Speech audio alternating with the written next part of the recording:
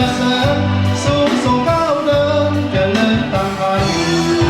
ปีใหม่สดใสชื่นบาน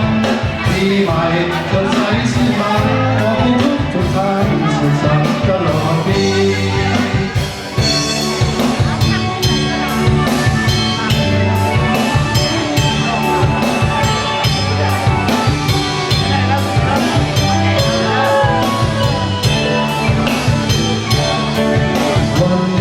วันดีปีใหม่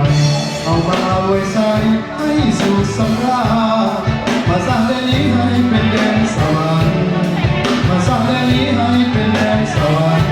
มาฟ้อนรำกันฉลองวันปีใหม่ความทุกข์ที่เคยประสบจงอย่าได้พบผ่านอีกต่อไป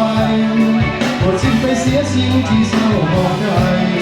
หมดสิ้นไปเสียสิ่งที่เศร้าหมองใจวันดีสวัสดีปีใหม่